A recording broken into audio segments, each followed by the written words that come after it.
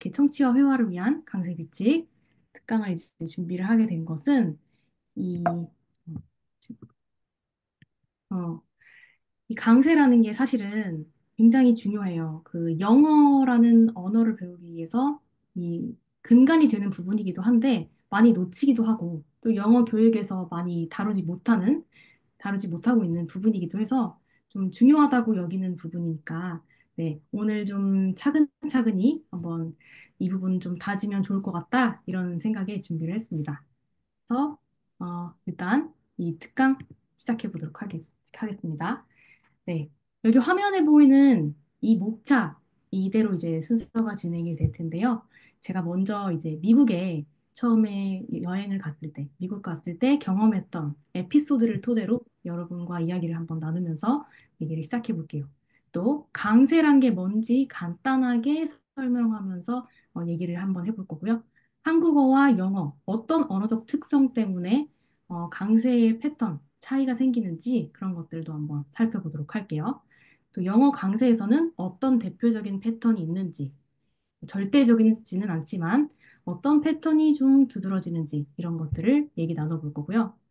또 여러분이 이제 배운 것들을 토대로 혼자서도 좀 공부를 해볼 수 있어야겠죠. 그럴 때 좀 실전 연습법 어떤 것들이 있는지 보도록 할게요. 여러분, 제가 하나 질문을 드리고 싶은 부분이 있는데, 혹시 어떤 외국인이 여러분한테 뭐 어떤 얘기를 했는데 전혀 이해가 되지 않아서 왜 안 될까 하면서 다시 자막을 봤더니, 이미 내가 다 알고 있었던 표현이네? 했던 그런 경험. 또는 내가 어떤 잘 알고 있는 표현을 얘기했더니 외국인이 좀 잘 이해를 못하면서, 어, 이해를 못해서 좀 당황스러웠던 경험 있으신가요? 많은 분들이 이런 경험을 해보셨을 거예요. 저도 그런 경험이 있거든요. 네. 제가 이제 커피를 주문할 때 이제 Can I have an ice americano? 이렇게 얘기를 했는데 직원이 고개를 갸우뚱하면서 Excuse me? I'm sorry? 이렇게 얘기를 하는 거예요.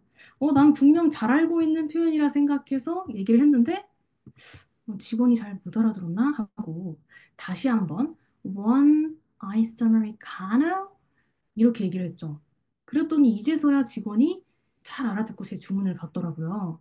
그래서 제가 조금 내 목소리가 작았나? 별로 대수롭지 않게 그래도 여기면서 돌아갔는데 다음번에 또 커피를 주문하러 갔는데 똑같은 상황이 벌어지더라고요. 그때도 직원이 제 말을 한 번 못 알아듣고 나중에 다시 되물어서 제가 그때야 one ice americano 이렇게 얘기를 했더니 알아듣고 주문을 받았던 그런 상황이 생긴 거예요. 그래서 나중에 생각해 보니까 내 발음에 어떤 문제가 있었던 거구나라고 깨닫게 됐습니다. 더 정확하게는 좀 강세의 문제가 있었던 거죠. 여러분, 강세라는 게 뭘까요? 음이나 음절을 발화할 때 생기는 힘의 세기가 강세입니다. 이 영어에서는 강세라는 게 굉장히 중요한데요.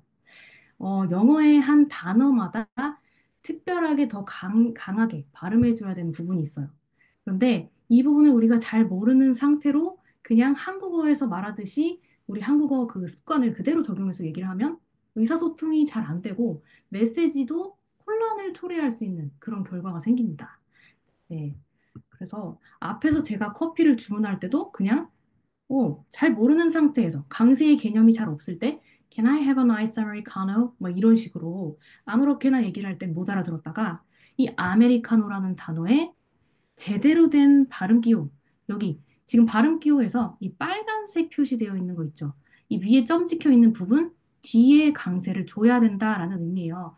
이 부분의 강세를 제대로 아메리카노 이렇게 좀 길고 강하게 발음을 해주면 원어민들은 자신들이 항상 이런 식으로 강세를 특정한 부위에 주면서 생활해왔던 그런 습관이 있기 때문에 잘 들릴 수 있어요. 우리의 말이 잘 들려요. 그래서 이 부분을 잘 이해하고 우리가 정확하게 발음해 주는 게 되게 중요합니다. 왜 이런 차이가 있을까요? 한국어와 영어는 어떤 특성을 가졌길래 한국어는요, 음절박자 언어라고 해서 syllable timed language. 그러니까 우리가 모든 단어를 얘기할 때 단어마다 좀 동등하게 세기를 주죠. 어떤 특정한 단어마다 우리가 뭐 강세를 주거나 하는 게 없이 대개 단어의 첫 음절의 강세가 오는 경우도 많아요. 그런데 영어는 강세 박자 언어입니다. Stress timed language. 그래서 영어에서는 이 음절을 나누는 기준이 되는 그러니까 모음 소리를 기준으로 음절이 나뉘어지고요. 그 음절마다 강하게, 다른 음절보다는 좀 더 강하게 발음되는 강세가 존재를 해요. 그럼으로써 약한 강세, 강한 강세, 강약, 강약, 리듬이 형성이 되고 좀 더 운율감이 형성이 잘 되는 언어겠죠. 이런 특징들을 잘 기억해 주셔야 되겠어요. 우리나라에서는 바나나 얘기할 때 바나나 사러 가자, 뭐 바나나 먹자 이렇게 하지 뭐 바나나 뭐 이렇게 특정 강세가 가는 게 아니죠. 근데 영어에서는 바나나 하면은 매우 이상한 굉장히 어색한 표현이 돼버린다는 거예요. 그래서 여기는 어디를 강세를 줘야 자연스러운 표현이 될까요? 여기 강세 표시가 나와 있죠. 이 뒤에 음절, 뒤에 모음이 있는 요 음절 여기서 강세가 가겠구나라는 걸 알 수가 있어요. 그리고 앞에서 우리가 한번 봤는데 이 슈아라는 발음 기호가 들어있는 곳은 약하게 발음이 되겠죠? 그러면 여러분 어떤 느낌의 리듬이 생길까요? 바네나 이렇게 네 부분 중간 부분만 좀 더 힘이 더 세게 가겠죠. 그래서 바네나 이런 식으로 네 부분에 더 강세가 가겠구나라는 걸 이해할 수가 있습니다. 네. 영어에는 이렇게 단모음, 이중모음, 장모음의 기호가 있어요. 그 단어들의 그 단어들마다 모음 소리가 조금씩 다르게 나는데 이 단모음이라고 하면 보통은 좀 더 가볍게 소리가 나는 애들이에요. 일반적으로 좀 약한 강세라고 하죠. 입 모양이나 혀의 움직임이 조금 비교적 적게 표현을 해도 표현이 되는 것들이고 무거운 음절, 이중모음이나 장모음이 들어있는 단어들은 보다 일반적으로 좀 강하게 강세가 표현이 되고 입 모양이나 혀의 움직임은 이 단모음을 얘기할 때보다는 비교적 커요. 네. 그런데 무조건 뭐 단모음이라고 해서 짧게 발음한다, 장모음이라 해서 길게 발음한다, 이렇게 구분하시면 안 되고요. 워낙에 이제 국가별, 뭐 지역별로 다른 특징들이 나타나요. 뭐 단모음이어도 좀 길게 발음되는 경우도 있고 사람마다도 다른 차이가 있고요. 그러니까 이분법적으로 이해할 수는 없지만 이렇게 입 모양이나 혀의 움직임 이런 것들 다양한 것들을 구분해서 통해서 알 수가 있는 것이죠. 네, 그럼 이제 강세의 대표적인 패턴 몇 가지 한번 살펴보도록 하겠습니다. 규칙, 먼저 첫 번째는요, 명사랑 동사. 이 같은 단어인데도 강세의 위치로 인해서 품사가 바뀌는 단어가 있어요. 굉장히 중요한데, 이 강세가 어디에 가느냐에 따라서 같은 단어인데도 우리가 동사의 의미로 쓸 수도 있고, 명사의 의미로 쓸 수도 있다는, 그 자체로 우리가 얼마나 강세가 중요한지 알 수 있는 대목이죠. 첫 번째 단어, 선물 단어는요, present. 이렇게 pre 부분에 강세가 가는 거예요. 네, 명사는 앞 음절에 강세가 간다고 했죠. 그런데 동사면 present 이렇게 표현을 해줘야 돼요. 그래야 뭐 제시하다, 제공하다 이런 의미의 동사의 의미로도 활용할 수가 있게 되는 거죠. 증가, 명사의 의미로 이 increase라는 단어를 쓸 때는 어디에 강세가 간다? increase 이런 식으로 앞에 음절에 increase 이런 식으로 강세가 가야 되고 뒤에 동사는 increase 부분에 강세를 줘야지 동사의 의미로 사용이 된다. 이렇게 잘 알아두셔야 되고요. 기록은요. 기록이라는 명사 단어는 record 부분에 강세가 더 강하게 가야 되고요. 녹음하다는 이런 식으로 record 이렇게 cord 부분에 강세가 가야 되는구나 이렇게 아실 수가 있겠죠. 그리고 동사이냐 명사이냐에 따라서 약간씩 발음이 달라지는 부분이 있는 거, 그런 것도 잘 챙겨서 기억을 해주셔야 되겠어요. 두 번째, 명사형 단어. 대체로 이음절 명사형 단어에는 첫 음절에 강세가 간다. 그래서 table 이렇게 하는 게 아니라 table, photo 이런 식으로 student 앞에 모음 소리 기준으로 음절이 나뉘어졌으니까 앞에 음절 소리에 강세가 같습니다. 그래서 doctor 이런 식으로 doctor 이렇게 하는 게 아니라 doctor 이렇게 앞 음절에 강세가 가는 경우죠. 네. 그런데 이 명사형 단어 중에서도 전미사가 이렇게 tion, sion, ity 이런 형태로 끝나는 단어들이 있어요. 이런 애들은 전미사 직전으로 모음이 이 직전의 모음으로 강세가 이동을 합니다. 그래서 션 이렇게 끝에 부분 바로 앞에 있는 음절 모음 소리가 나는 부분으로 강세가 이동을 하는 거예요. emotion, 감정이란 단어죠. emotion, 이렇게. mansion, mansion, 이런 식으로. mention, 대저택이란 뜻이죠. 대저택, activity, 이런 식으로. 강세가 이동을 했구나라는 거 알 수가 있겠습니다. 그리고 감정 표현, 좀 감정 형용사에 우리가 좀 마음을, 감정을 담아서 얘기를 하다 보니 강세가 좀 가는 편입니다. 그래서 I'm so tired. 나 진짜 피곤하다. I'm disappointed. 이런 식으로 난 실망했어. 이런 식의 감정 형용사에도 강세가 간다. 그렇죠? I am so tired of solving your problems. 문제를 해결해 주는 게 정말 질렸어요. 당신 문제 해결해 주는 거 약간 뒤치다꺼리 해주는 거 너무 질렸어요. I'm so tired of solving your problems. 이런 식으로 얘기하고 있습니다. 네, 또 강세 규칙 9. 두 단어가 형용사, 명사의 관계라면은 이 명사에 강세를 줍니다. 그래서 greenhouse에서 녹색 집이에요. 녹색의 집이라는 의미의 단어인데 여기서 green 부분이 아니라 명사 부분에 강세가 가요. blackboard도 이 단어 두 단어 자체가 독립적으로 의미를 형성하는 애들인데 검은 판 이렇게 녹색 집 이런 의미가 형성이 되는 애들이 형용사 명사의 관계면 명사 부분에 강세를 준다. greenhouse 이런 식으로 blackboard 이런 느낌이죠. 그런데 형용사와 명사로 이루어지긴 했으나 이 두 단어가 한 단어로 복합어가 되어서 새로운 의미를 나타낼 때는 앞에 있는 단어에 강세를 줍니다. 그래서 greenhouse, 온실이라는 단어로 새롭게 탄생한 단어잖아요. 이럴 땐 greenhouse가 되고 blackboard, 칠판이라는 의미로 다시 새로운 의미를 가진 이 단어에는 앞에 부분에 강세를 주는 경향이 있다. 그래서 blackboard 이런 식으로 blackboard. 네. 그리고 각각의 명사가 모여서 새로운 의미를 가진 복합어가 되는 경우도 앞 단어에 강세를 줍니다.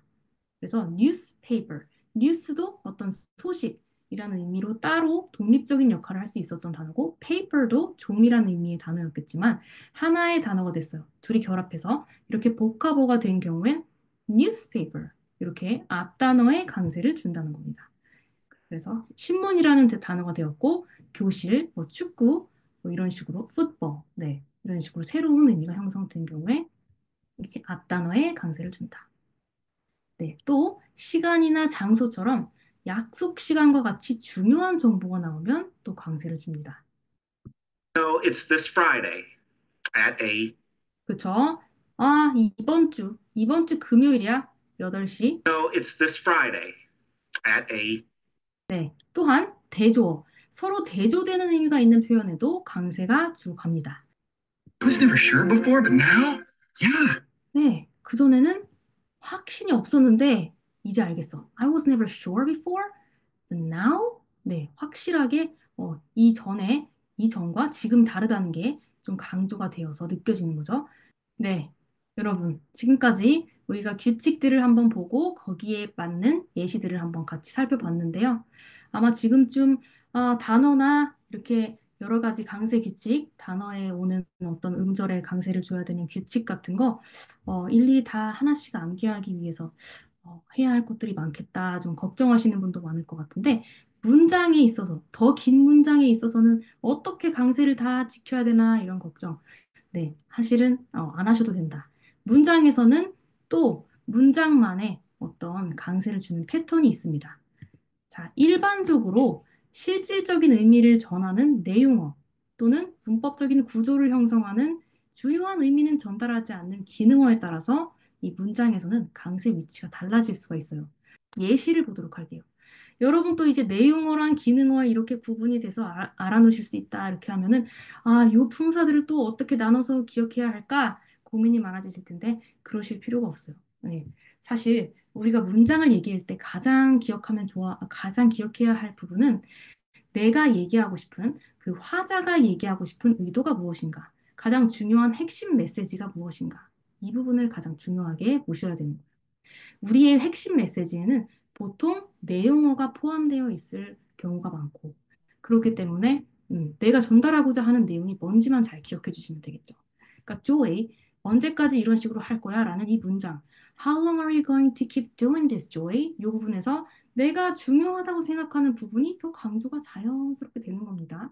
네, 그래서 이 부분도요. 제가 일부러 좀 강세를 약하게 모두가 좀 비슷하게 강세를 드렸어요. 왜냐하면 나중에 영상을 통해서 여러분들이 어느 부분이 강세가 더 잘 많이 가는지 확인해 보실 거기 때문에 네. 자, 이 영상 한번 들어보실게요. How long are you going to keep doing this, Joey? 네, 어떤 부분이 좀 강조가 되도록 들리실까요?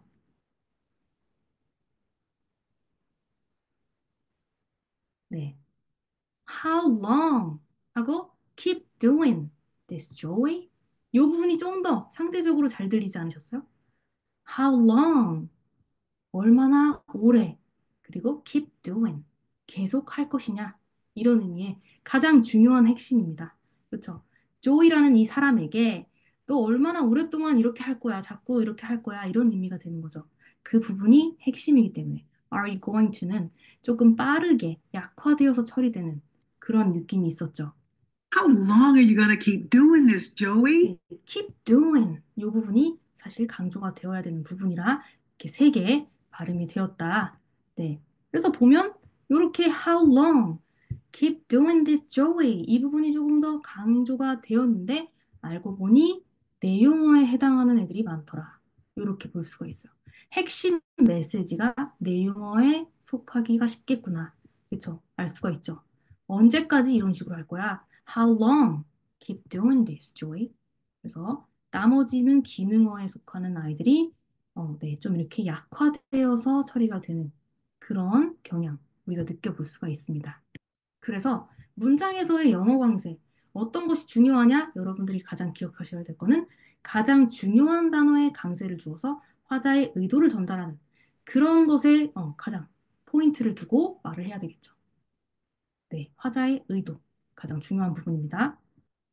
그래서 앞에 부분을 보면 이렇게 내용어, 기능어, 뭐 다양하게 어떤 식으로 강조가 되는지 봤는데 사실은 내용어, 기능어를 이렇게 다 일일이 구분할 필요가 없이 영어라는 표현은요, 언어라는 거는 사실 어디에 강조를 주느냐에 따라서 의미가 변할 수 있는 같은 문장인데도 내가 어떤 부분에 강세를 주느냐, 화자의 의도에 따라서 어디에 강세를 주느냐에 따라서 의미가 바뀔 수 있는 굉장히 흥미로운 언어예요.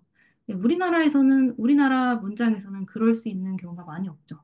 영어에서는 네, 같은 문장이어도 강세 위치에 따라 의미가 바뀔 수가 있다. 그러니까 막 내용어, 기능어를 다 따져서 얘기하는 게 사실은 의미가 크지 않아요. 무슨 얘기냐? 자, I didn't say he stole the money. 이 부분을 보면 여러분, 나는 그가 돈을 훔쳤다고 말하지 않았어 라고 했잖아요. 이 부분에서 어디에 강세를 주느냐에 따라서 의미가 바뀝니다. 자, I didn't say he stole the money 하면 어떤 의미일까요? 내가 말한 게 아니다.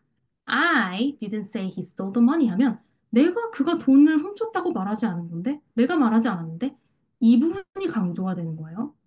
나는 말 안 했어. 그런데 I didn't say he stole the money 하면은 didn't가 강조가 되면 어떤 의미가 될까요? 나는 그런 말을 한 적이 없어.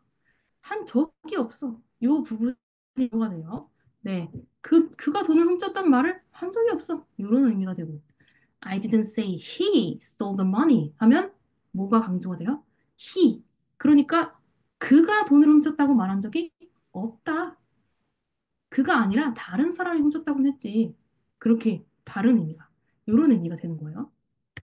I didn't say he stole the money 하면 stole에 강조를 주면 나는 그가 돈을 훔쳤다고 한 게 아니다.